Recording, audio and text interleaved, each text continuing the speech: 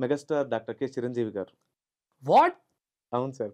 చిరంజీవి గారు తీసుకుంటున్నారా? అవును సార్. ఆయన తిరుపతి శాసనసభ్యునిగా మరియు రాజ్యసభ సభ్యునిగా పనిచేశారు సార్. ఆయన 2 పెన్షన్‌లు తీసుకుంటారు ప్రస్తుతానికి. సార్ చిరంజీవి గారు మీరు అందరికీ ఆదర్శనీయం సార్. యెస్.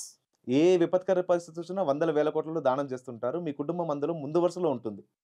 ఈ విషయంలో కూడా ఒక రాజకీయ నాయకుడికి ఒక పెన్షన్ మాత్రమే ఉండాలని నేను పోరాడుతున్నాను. ముందుకొచ్చి మీరు ఏదో ఒక పెన్షన్ వదులుకుంటే మిమ్మల్ని చూసి మిగతా రాజకీయ నాయకులందరూ మిమ్మల్ని అనుసరించి ఒక్క పెన్షన్ మాత్రమే తీసుకుంటారనే సదుద్దేశంతో చెప్తున్నాను తప్ప దయచేసి అపార్థం చేసుకోకండి.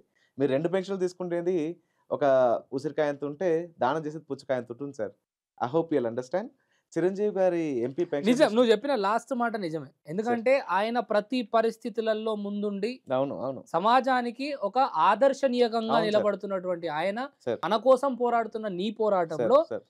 ఎట్ ది సేమ్ టైమ్ తాను ముందొచ్చి ఒక పెన్షన్ రద్దు చేసుకొని, ఏదో ఒక్క ఒకటి. పెన్షన్ తను తీసుకొని రాజకీయ నాయకులకు గూడా సార్. నిదర్శనంగా నిలబడాలి చిరంజీవి గారు. దేశమంతా ఆయన చూసి అనుసరిస్తారు సార్. మనం ఒక బిస్కెట్ ప్యాకెట్ కొంటే అందులో ఒక పైసా ప్రభుత్వానికి పన్ను కడతాం సార్. యెస్. ఇలా పన్నుల ద్వారానే వీళ్ళు 2 పెన్షన్‌లు తీసుకుంటున్నారు సార్. భారత ప్రభుత్వం అతి సాధారణమైన మనలందరూ ఎల్‌పీజీ సిలిండర్ బుక్ చేసుకుంటాం సార్. గ్యాస్ సిలిండర్ బుక్ చేసుకునే సమయంలో సబ్సిడీ వదులుకోండి అని సబ్సిడీ అడుగుతుంది సార్. వదులుకోమని చెప్పి అడుగుతుంది. అవును. ఐవీఆర్ వాయిస్‌లో. హ్మ్. అదే వందల వేల కోట్లు ఉండే రాజకీయ నాయకులు మీరు 2 పెన్షన్‌లు తీసుకుంటున్నారు.